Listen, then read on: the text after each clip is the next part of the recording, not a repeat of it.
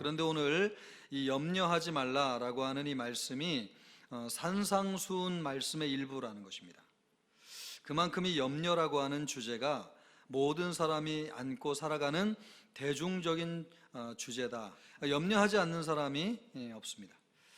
예수님이 우리에게 오셔서 하나님의 나라를 이루어 주셨습니다. 그런데 우리가 왜 그 하나님 나라의 풍성한 삶을 살지 못하느냐? 풍성한 삶을 살기 위해서 해결해야 될 하나의 문제가 있습니다. 그것이 뭐냐면 염려라고 하는 것입니다. 이 염려를 극복하기 위해서 먼저 알아야 될 것은 염려가 무엇이냐라고 하는 것을 알 필요가 있겠습니다. 25절 말씀을 보니까 그러므로 내가 너희에게 이르노니 목숨을 위하여 무엇을 먹을까? 무엇을 마실까? 몸을 위하여 무엇을 입을까? 염려하지 말라. 의식주의 문제는 모든 인류의 보편적인 문제이죠. 우리가 여러분 열심히 일하는 이유가 무엇입니까? 먹고 살기 위해서 하는 것이죠. 그런데 예수님이 뭐라고 말씀하시냐면 이것 때문에 염려하지 말라 이렇게 말씀하고 있습니다. 도대체 이 염려가 무엇이길래 예수님이 이렇게 말씀하신 것일까요? 염려라고 하는 이 말은 헬라어 메리조라고 하는 단어에서 왔는데 분열되다, 나뉜다 이런 뜻을 가지고 있습니다. 예수님이 34절에서 이런 말씀을 하시는데 34절 말씀을 보면 너희는 내일 일을 위하여 염려하지 말라. 염려는 일어나지 않은 일, 내일의 일을 미리 지나치게 걱정해서 마음이 분열되고 나뉘어지는 것입니다. 예수님이 염려하지 말라고 했는데 이 말씀을 그러므로 우리가 오해하면 안 되겠어요. 그러니까 예수님의 말씀은 먹고 사는 문제가 필요 없다는 것을 지금 이야기하는 것이 아니고 이 문제로 인해서 우리의 마음이 갈라지고 나뉘어지는 것이 문제다. 그렇게 되면 안 된다라고 하는 것을 이야기하는 것이지 먹고 사는 문제에 대해서 관심을 두지 마라. 그 말씀이 아니라는 거죠. 두 번째로는 가난하게 살라는 말씀도 아닙니다.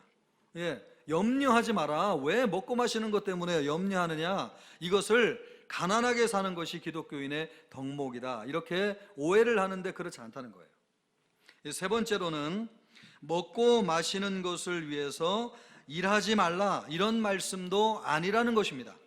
우리가 종종 신앙이 좋고 교회 열심히 다니는 사람들은 영적인 일에 관심을 써야지 먹고 사는 일에 그렇게 열심을 내는 것은 바람직하지 않다 이렇게 생각하는데 그렇지 않다는 것입니다. 염려하지 말라는 것은 그것을 하지 말라는 말씀이 아니고 그것 때문에 우리 마음이 나뉘어지면 안 된다라고 하는 것을 말씀하고 있는 것이죠. 그러면 여러분 염려하면 마음이 나누어지는데 어떻게 마음이 나뉘어지는 거예요?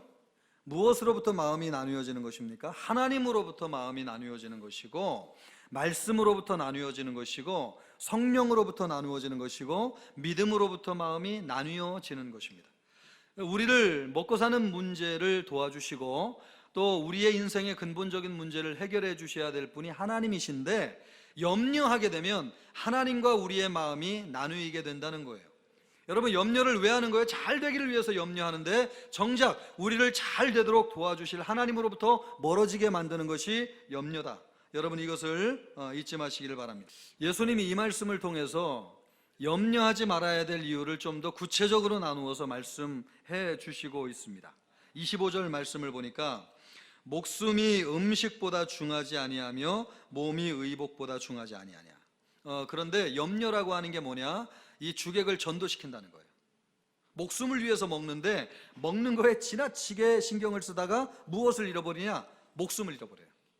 여러분 우리가 옷을 왜 입어요? 몸을 위해서 옷을 입는데 옷에 너무 입는 거에 지나치게 신경 쓰다가 정작 우리의 몸을 상하게 한다는 거죠. 염려는 주객을 전도시켜요. 그래서 염려하지 말라고 말씀하시는 거죠. 그러니까 왜 염려하지 말아야 되냐? 첫째, 염려는 염려를 극복하는 데 도움이 되지 않기 때문에 그렇습니다. 27절 말씀을 보니까요.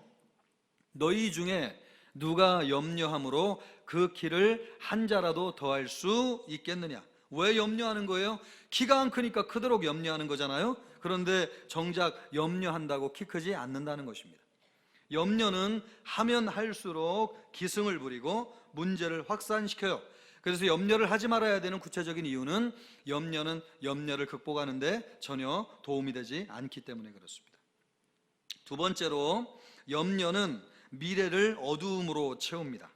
유진 피터슨이라고 하는 분이 이 염려를 재미나게 표현했습니다. 아직 내 앞에 오지 않은 시간과 공간을 무엇인가로 채우는 것이 염려라는 거예요. 근데 무엇으로 채우느냐? 혹시로 채운다는 거예요. 혹시 자동차 사고 나지 않을까? 혹시 이거 망하는 것이 아닌가? 혹시 하늘에서 뭐가 떨어지지 않는가? 아직 일어나지 않은 일이에요. 전혀 일어나지 않은 미래인데 그것을 어두움으로 가득 채우는 것, 바로 그것이 뭐냐? 염려라는 것입니다. 염려하면요, 마음속에 여러분 여러 가지 두려움과 걱정이 생겨나게 됩니다.